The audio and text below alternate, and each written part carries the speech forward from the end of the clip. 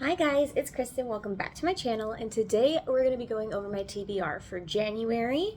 So I got a couple books for Christmas, and those are the ones I'm going to be putting on my TBR because, as we all know, I finished all of the books I had on my December TBR and a little bit more actually, which will be coming out next week in my December reading wrap-up. But I did end up getting some books for Christmas, and then I ended up getting quite a few gift cards for thrift books and Books A Million. So I'm going to have a video coming out about my giant book haul that I did. But for now, we'll talk about what I do have with me to read. So I do have Iron Flame. I loved Fourth Wing so much that it was 50% off at Sam's Club, and I needed to read it. I needed to read it. I was so addicted to reading Fourth Wing that I read it like that in like 2 days. So I had to buy the second book and read it because I couldn't. So for those who don't know, Fourth Wing is a book about Violet. She ends up joining the Writer's Guard because her mom makes her. Her mom was a writer, her brother was a writer, her sister was a writer, and her father was a scribe. And she's not the most physically fit person, so her father always trained her to become a scribe, but her mom ends up throwing her into the writer's quadrant, so she ends up making it through, spoiler alert, and at the end of the first book, you end up finding out that there's a revolution to fight, to help people outside of their borders, so they're like a closed border kingdom, even though there's other people outside of the borders, and those people are fighting like myths from legend, like Venons, which are like sorcerers who pull magic from their like surroundings and like kill everything that's in the area to be able to pull the magic from it. And they create wyverns, which are like dragons, but they only have 2 legs instead of 4. And so they end up finding out that these are real, and the government is lying to all of the citizens and leaving everybody else who's outside of the borders to fend for themselves, essentially. So this book is going to kind of go through her dealing with the revolution, trying to keep it a secret, and her and Zayden's kind of sort of relationship. So her dragon, Taran is bonded to Seagull, and that is Zayden's dragon. So they're kind of stuck with each other for life, and they do absolutely have the hots for each other, but Zayden can't be fully truthful about all the plans about the revolution because he doesn't want to put other people in danger, and he also doesn't want to put Violet in danger, and she doesn't feel like she can trust him because he's keeping secrets from her.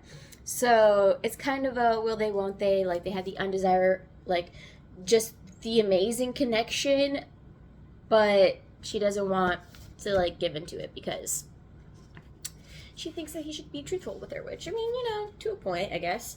The next book I have, my mom got me these 3 books for Christmas. So the next book I have is Ordinary Monsters by J.M. Muriel.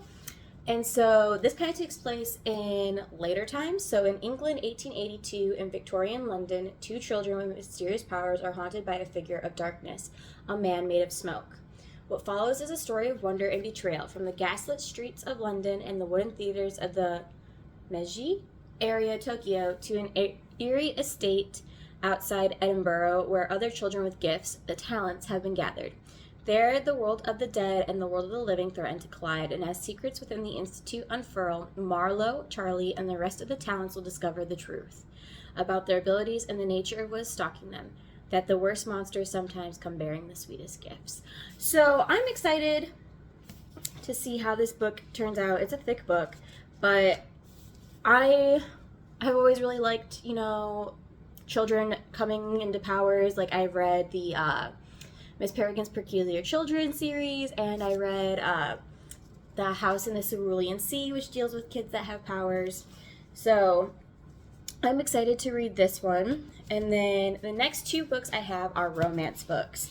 So I have Emily Henry's Book Lovers. So I read Beach Read by her and Happy Place by her last year.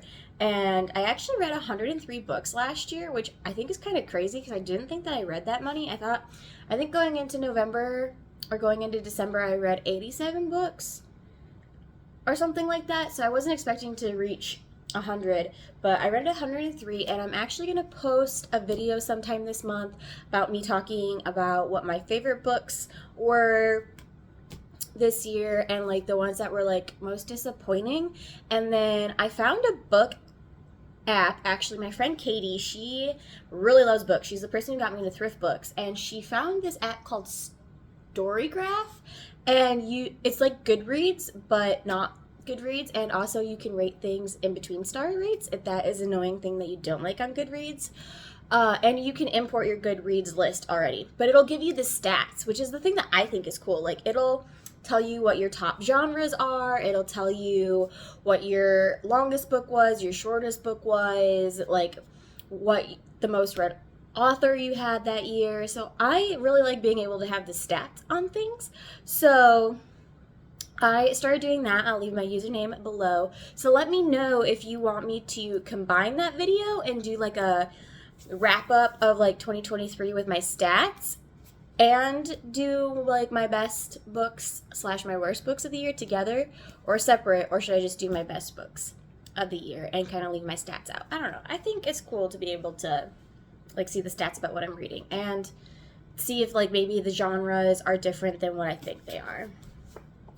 So in this book, Nora Stevens' life is books, and she's read them all, and she is not that type of heroine. Not the plucky one, not the laid-back dream girl, and especially not the sweetheart. In fact, the only people Nora is a heroine for are her clients, for whom she lands enormous deals as a cutthroat literary agent and her beloved little sister Libby. Which is why she agrees to go to Sunshine Falls, North Carolina for the month of August, when Libby begs her for a sister's trip away, with a vision of a small town transformation for Nora, who she's convinced needs to become the heroine in her own story. Ow! Sorry, I'm sitting on a stool because I'm at my friend Kara's house, and she has this beautiful wallpaper in her kitchen, and I couldn't resist filming in front of it. But she has stools, and I was like kind of cross-legged with one leg under my other body, under my whole body, and it hurt when I moved it. Okay.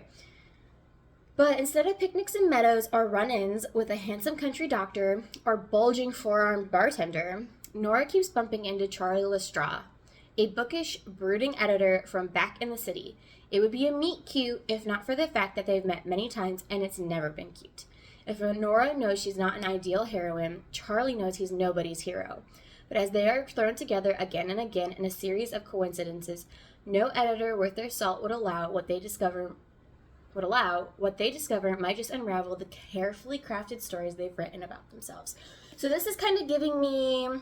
There's a really popular book that a lot of people are reading this year where, like, someone goes on vacation because, like, their sister died and they always wanted to go on vacation. Maybe I'm just thinking...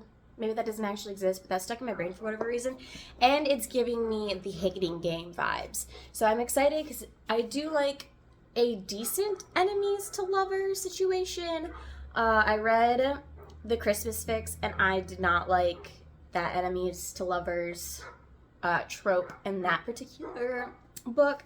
But I think this is going to be really cute, and I really like Emily Henry's writing, books. So I'm excited to read another Emily Henry book this year. And then last but not least is The Dead Romantics, which is by Ashley Poston. And so romance is dead, but this isn't what she had in mind. Florence Day is the ghost writer for one of the most prolific romance authors in the industry, and she has a problem.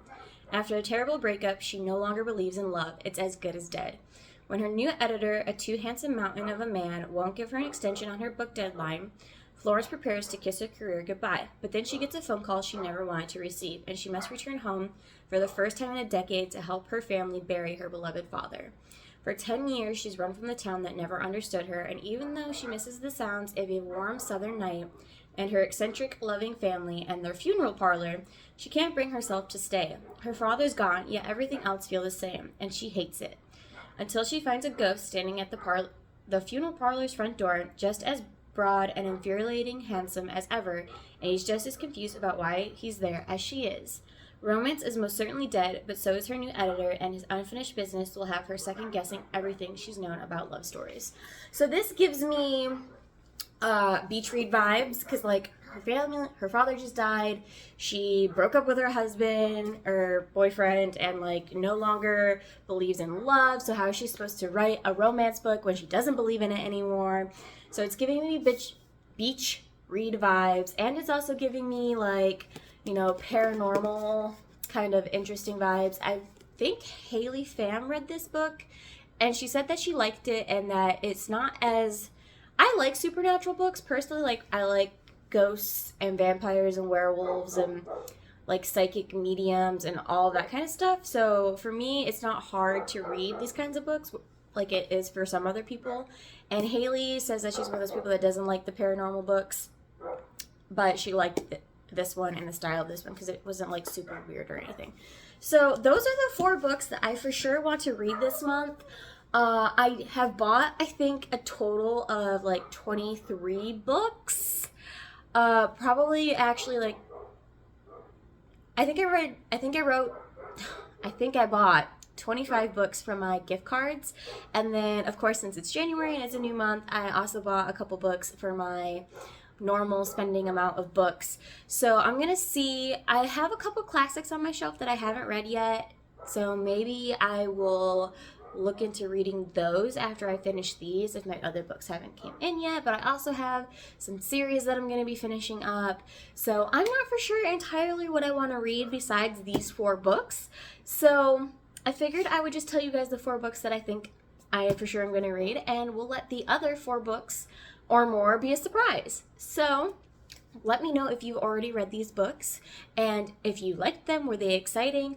Go follow me on Storygraph and you can keep up with what books I'm currently reading and any ratings that I post in live time if you don't want to wait for my wrap-up videos. And have a wonderful new year, you guys. I'm super excited for what this year might bring, and I hope that it's better than the last year. So I hope that you all are feeling the same as well, and I will see you in the next one. Bye!